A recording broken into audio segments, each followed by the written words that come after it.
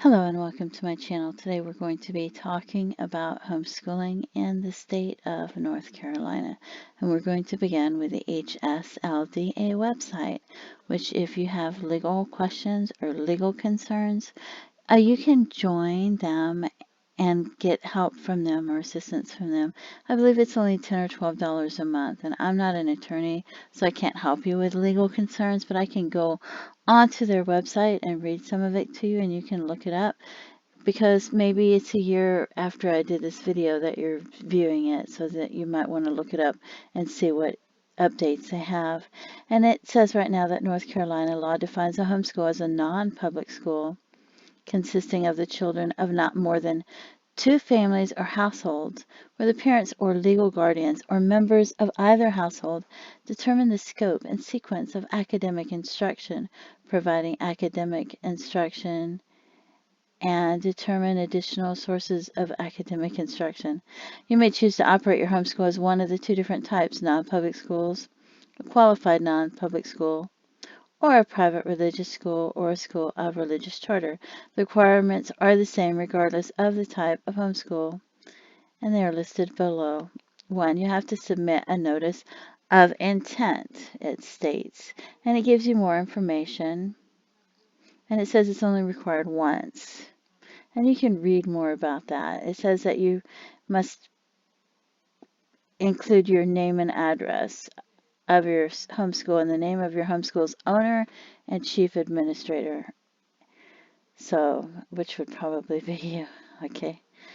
So, it also says that you have to ensure that the teachers in the homeschool have the required qualifications, which mean it states at least a high school diploma or a GED, or its equivalent. It says you have to teach them for the required number of days. It says at least 9 calendar months each year, except for reasonable holidays and vacations, so it doesn't give an exact number of days. It says you have to keep attendance and immunization records, and it says you can download an attendance form at the HSLDA website if you're a member. And it also says you must administer an annual standardized test, and it gives you that information, so you can read that if you like. I like annual standardized tests. I don't know if it's free or not, but homeschoolers often score higher than students at public schools. And it says when you stop or move, you have to notify them. And this is the North Carolina Department of Administration, DOA, their website. It says homeschool information. So if you need that, you can go there, and it shows you there's links for different things that you might need and information for homeschools. So you can go check that out. Some of these websites have excellent information. So, and then it also has contact information for you. It has a homeschool attendance record on one of the links, and you can, if you need to type in the address, you can. And I think this is an excellent thing that you can print out. And you can print out 2 of them. You can put one of them down as the days that you plan on having school, and even public schools end up having snow days and things happen. So if you have 2, you can also have another one for your records. So if things change, you can have that as well. And then it has this, and you could download this. It is the Homeschool Guidebook. And I'm not going to read all of this, but I will possibly scroll through all of it or the majority of it, so you can pause it if you like. And there's different links, so you might want to go to it, download it. You can save it as a PDF on your computer or print it out. If you're keeping a portfolio or binder, you might want to print it out and put it in your binder. And you can zoom in to read things, because it looks like it's pretty zoomed out. It does show the forms, and it does show how Gives you phone numbers for help and things like that. So there's a lot of information on this, and you can always print it out, put the date that you found it and printed it out, put it in your binder or your portfolio so that you have this information.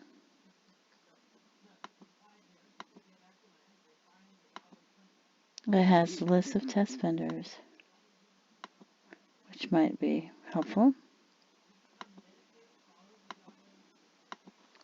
I like it when they give you a lot of, I like the question and answer pages and when you have a lot of information so that you don't have to constantly ask questions. So like I said, you can pause this to read this. I am not going to read all of this. I will have no voice left by the time I read it. It also has an appendix. And there's the homeschool attendance record. So I love that. And if you're going to keep a portfolio or a binder, some of the things you might put in it would be like if you take an assessment test for your students at the beginning of the year to see what they need to review or where they're at, you might put that in there. That helps you create a plan of what you're going to do during the school year.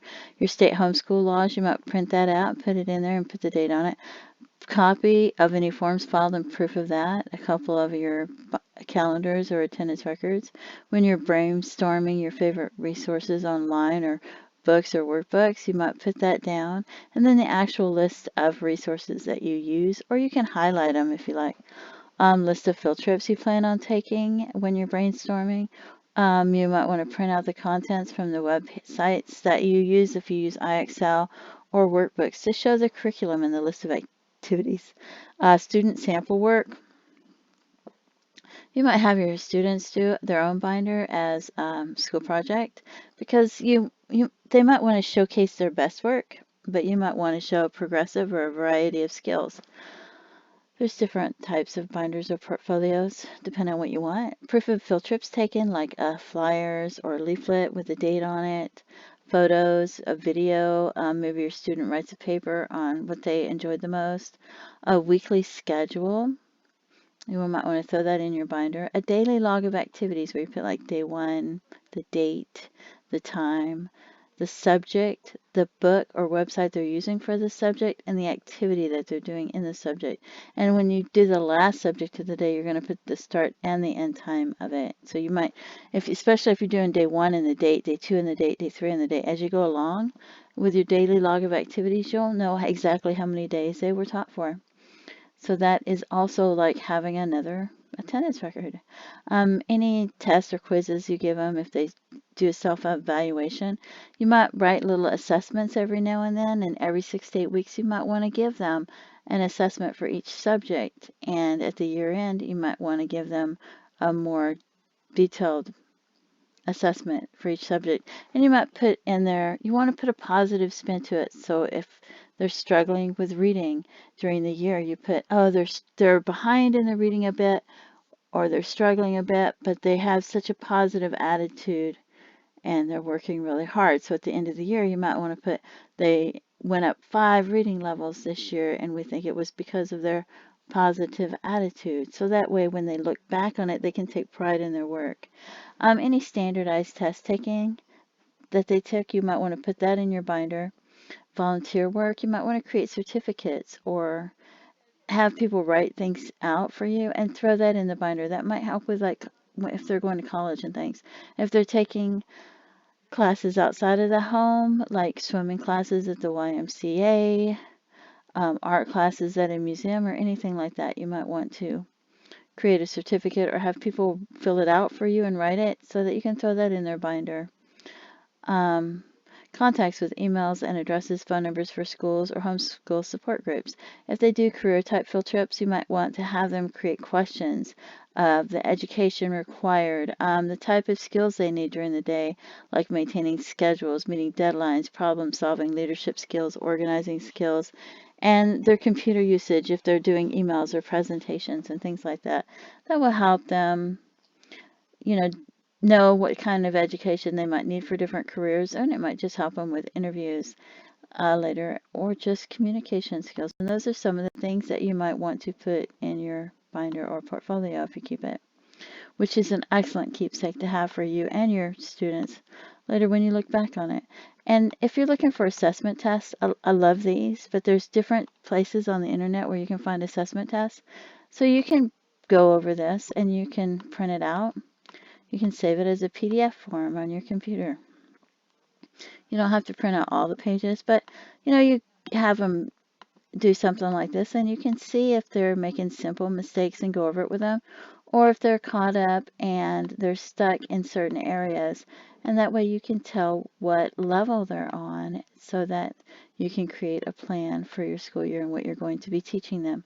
And this website will help you because if you're brainstorming and you're trying to create a list of the things that you're going to need for the year for homeschooling, and maybe a list of your favorite books or books you got from the thrift store you might use, or from homeschool support groups, or the websites with the complete curriculum, the field trips you're planning, and things like that. You can see how they did this list, so you can make a list like that and throw it in your binder, and then you can create another one of the ones you're actually going to be using and throw that in your binder as well. So hopefully that helps you. And this website, I like it because you can see how when you're creating your daily log and you're putting the day 1, day 2, the date, the time, the subject, and then like if you put math and then you put ixl.com, you can easily see what I mean by you put down the activity that they did, like even or odd or skip counting or things like that. This is the activities. And you can print this out and throw this in your binder so that you have the curriculum for the year. And you can get that from workbook page contents as well. And that's a great thing to have in your binders. And this is Khan Academy. And I believe this one it says that it's free for everyone, everywhere. So, and it covers pre-K all the way up to college classes. And this one is supposed to be free as well, although it does take you to a website to try to get you to donate. But you can click cancel and use it for free. And it has Bible studies and it uses different links. See how this is highlighted and underlined? So they can click when they're doing their daily activities. It will take them to different pages, different websites, maybe one for watching a video for history and maybe one for reading and maybe another one for math. So it makes it more fun and interesting. This isn't a complete curriculum. This just adds to their school. So, and you might have heard of it, but maybe you didn't realize that it includes grammar, science, economics, history, mathematics, and civics. You can find this free on YouTube video playlists that people have. And so I'll show you some of the information it covers. And they sing along and they memorize the song, so they learn it and they have it down. And it helps them to remember these things. So there's ones that show multiplication. It shows Grammar Rock, which shows all the different parts of speech, so that will help them, nouns, verbs, adverbs, pronouns, things like that. And this one has American Rock, which talks about the branches of the government, inventions, American Revolutionary War, a great variety of things. This is science, and there's another science as well. And this talks about electricity and the nervous system. And there's Money Rock, and it talks about personal budget, check, stock exchange, interest, and loans. And there's the other science one, it's Earth Rock, and it talks about rainforests and gardens and wind power. So you can see what a great addition to your schoolwork this would be, because maybe you need a break. You're going to create lunch for them, or they need a break and they need to have fun. And that's just a great way to have fun while they're learning. So it takes a lot of pressure off, but it makes it so easy for them to learn. And this is another great website. It's ck12.org. And this is the student part. So you can go to that. You can see the web address on the upper left-hand corner. And you can, it's so easy to use. They just click on it and go to the pages, and it's just right there. It's very user-friendly, and I think that you will love this website. So when you're creating your favorites, maybe check this one out and see if it's one of them. And this one is underthehome.org, and I'm at the kindergarten. And you can see the different grades, and you can see it goes up to 5th grade. You can see the different subjects. But you can see, like, if you click on music, lesson 2. So, and there's a video that they watch. And then if you go to something else, let's see. We'll go to Mother Goose Poetry, and you click on that, and then you click on one of the lessons, and it will have the words over here on the left, and then there's a video on the right. So it's very user-friendly as well, and it's great fun. So this is another excellent resource. Another one is Project Gutenberg. So if you need books and you don't want to go to the library and you're trying to find books online, you just click on the book and the format that you want to read it in, and then there it is. It's just right there, so easy to use. And there's the different chapters you can click on, and they can read this, or you can read this to them depending on their ages, and there's a variety of books. This one has thousands of books, and if they have different, can't remember the word for it, if they come out at different times and they've updated the book, I don't know why I can't think of the word, but anyway, it's like 4,000 or 5,000 books. So you just click on it, you go to it, and then you read it, and you can turn the page to the left or the right. Different editions, that's what it is. So, and some of them have photos, and they're very cute. So, this one is bestedlessons.org, and this is spelling books, the one that I'm on right now. So you can click and find a spelling book that you want to use, and use the spelling book. Or if they're writing and you're having them do free writing, or they're using words that they're struggling with as they're doing their schoolwork, you can use those words and create your own exercises for them. Like, you can have the word and have them one day write the definition of the word, and another day try to find synonyms for the words and write a couple synonyms, and another day use the word in the sentence, and then make sure they know how to spell it. So you can create your own lessons and use the other words if you like. And this is not working too well. Hold on. Okay. This is one of the spelling books. Takes it a minute. I have too many tabs open. But just so you could see one of the spelling books. This is 1901. And it has different exercises and different lessons and reading.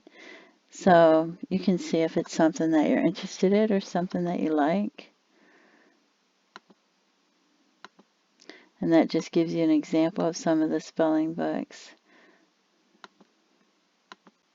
Well, it gives you an example of one of them anyway. So that's just another resource. There's so many resources that I just can't include them all. So I just try to pick some of my favorite ones. So this one is another excellent resource. This one has complete workbooks that you can download and print out. And I love this. Like, this one's year 6. So we go to year 2. And we go to pages 1 to 24, and this is a practice workbook, and you can see that it's just right there. So if you wanted to print it out to use it, you could. And I love that. So, and something else is, if you're homeschooling, you might want to join homeschool support groups, because they might have been homeschooling for years, and they might have knowledge and that they could share with you that you hadn't even thought of. They might be able to answer questions and help you with things, especially if you want them to homeschool till they go to college and you want them to get a diploma and you're trying to figure out how to do it. And if you have books that you want to donate to other families that are homeschooling, you might want to join a homeschool support group, and some are free, some cost money. I don't know about the co-ops. I'm not familiar with them, but I know that some of the homeschool support groups, they might have where they all meet together and have PE together and have outings, and so that the kids can spend time with other students that are homeschooled. So that's just another idea. Anyway, I hope this helps somebody, and I appreciate you watching my video. Please feel free to leave comments, and have a great day. Bye-bye.